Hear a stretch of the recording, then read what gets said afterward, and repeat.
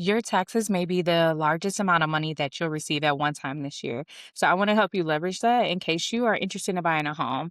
This might be something that is a dream of yours that you thought you wouldn't be able to get in the next couple of years. But with the right steps, you can actually get into your home now, whether it is just a starter home or it happens to be your dream home. It is something that is very possible for you this year, even in like the next 60 to 90 days, if you have the right things in place. And so let's walk through that so that I can give you some encouragement and the opportunity to get into a new home this year. So the goal is to make the best use of this money while you have it. I know a lot of people don't really actually plan what to do with that money. And then next thing you know, you spend it on things that are frivolous or you regret getting in the end. And then you realize that money went nowhere and I spent all year earning it. So let's make the most of it. And we will talk about some balanced ways in which you can approach this so you don't feel like all your money is going towards this house, but nothing is being enjoyed in the moment. Because I understand instant gratification is a thing too. It's for me too. So the first option is just to simply strengthen your financial foundation. And when I say that, I mean, what does your emergency fund savings look like? If you don't have any money in your emergency fund, maybe you want to take some of that money and set it aside. Also, there's an opportunity to pay down debt. If you have some student loans are in deferment, why not pay some of that off while the government gets their act together and you can have some interest-free payments or pay down some of the interest that accrued since 2020? Because I must admit, I have some of that.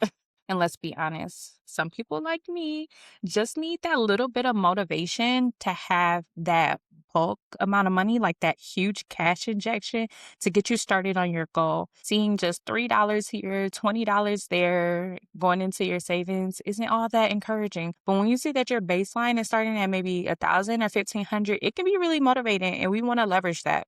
Now, keep in mind that I'm giving this advice based off of the average 2025. So this is from 2024 tax year. Average refund that was about $2,476 for the average American. So looking at that amount of money, it's very possible to use that to put on your down payment and closing costs to get into your new home and to be rent free and actually spending money monthly on your mortgage on an asset that is growing for you and not just going into someone else's pocket. Now, before we move to the next tip, I do just want to point out if you are interested in paying off your debt, but it is on a journey to purchasing a new home, I would say hold off on paying down any debt. And that even includes like small credit card debt too. Your lender may reveal that paying off extra debt may not change your interest rate or what your monthly mortgage payment will be.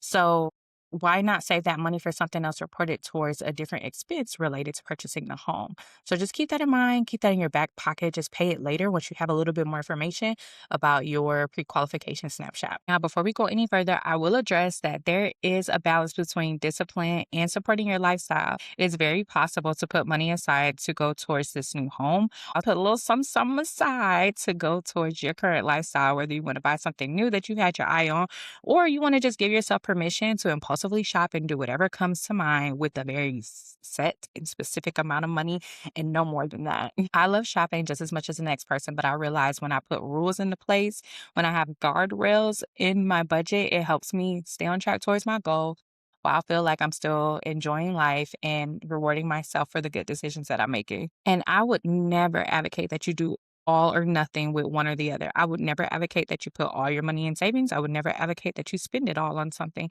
even if it's a good investment. I think having a balanced lifestyle that spreads money across the multiple areas while still servicing your goals, it's going to be the best option where you have the least amount of guilt and you make the least amount of bad decisions after the main decision because it supported your lifestyle, your goals, and your current spending habits. Now, when it comes to the spending part of your money, what you're not setting aside for this home purchase, I do recommend to research what you want to do again so that you're not feeling guilty. Make sure that it's something that you've wanted for a while and it's not from a recent ad that you saw or something from an influencer because they make those things look really enticing and they'll have you thinking you want and need something that you don't actually want or need. But if it's something that's been on your mind for a while, it's been on the wish list and it's something that will really help your life or it'll just make you feel good. Like, it doesn't have to be functional, but it does have to be something that you truly want to help you in this overall journey with your money leading to home ownership. By the way, if you want help with using this tax refund and just your money in general more intentionally and less impulsively, I do have a free daily money journal that helps you build your awareness around that. I just did a video on it, so I'll link it here. And then also go into the description box to grab the link to that free daily money journal. I think it'll really help you on this journey, especially if you're here for this video. Now, let's talk about how to leverage that tax refund for this new home that you're going to get this year. So the first thing I want you to do is allocate how much money you're going to put towards this new home. So like I said, we're all about balance. So if you want to set aside $500 towards spending and then the rest will go to towards your new home, identify what that amount is now. You're then going to go to a local mortgage lender. Do not go to a retail bank like Bank of America, Chase Bank, or, any other national bank that's meant for your checking and savings. I want you to find a mortgage lender and complete an application with them, or just reach out to them and ask, this is how much I have in savings. This is how much I pay for rent now. How much home can I afford? They will let you know from there how much home you can afford. So basically, what is the goal home price that you can purchase with these numbers that you provide them? You're then going to take that number and you're going to research homes in your price range. So this is the top of your price range. You're going to get an idea if you like the homes that are in this price. Now, be ready to be a little disappointed. You're not looking for your dream home. You're looking for your first home. Your first home is what really opens up the door to that next opportunity, whether you want to become an investor, whether you want to have equity in a home that you can use towards um, other purchases through like a home equity line of credit or taking out a loan for other things. It really is a tool that leads to financial independence. And so we don't want to get caught up on the state of the home because you can always upgrade it to what you want it to be or leverage it and use it as an opportunity to get a new home because you are already a homeowner. It is wild how many things you can do, but you need to get into that first home, even if it's not your dream home. So look at what's available, and if you're comfortable enough with living in a home that falls into that price range, then we're going to move on to the next step. Now we're going to go back to the lender. We're going to let them know that we're serious about getting a home, but we need to know what our options are for assistance programs. And you're going to ask specifically for buyer assistance programs because we don't want it to be limited to like just closing costs, just first time home buyers if you're not a first time home buyer. And your lender is going to give you your options. And if they don't have any options, find another lender. If they do have options, we're still going to shop around.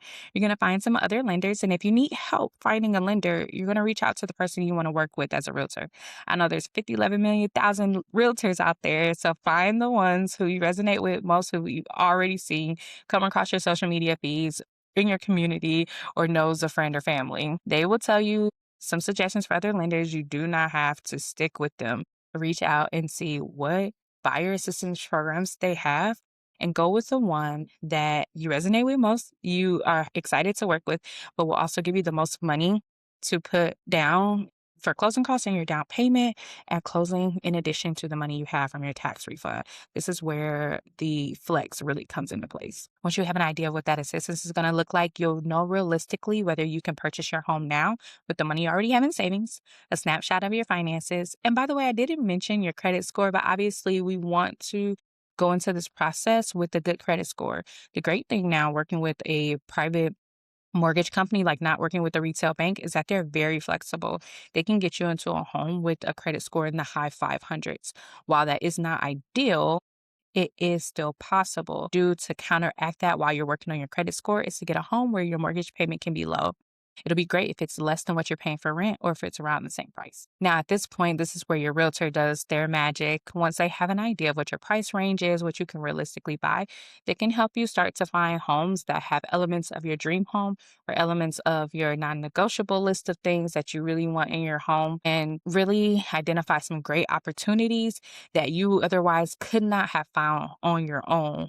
You're going to tour those homes, put in some offers, and get your new home this year with just your tax refund and any other small savings you can add to it along the way while you're searching for your home. Now, I will caveat this with being patient is a virtue. You want to be patient, especially going into the home buying season for the spring. This is the biggest home buying season. And so there's going to be a lot of competition out there. There are going to be other people putting in offers on the same home.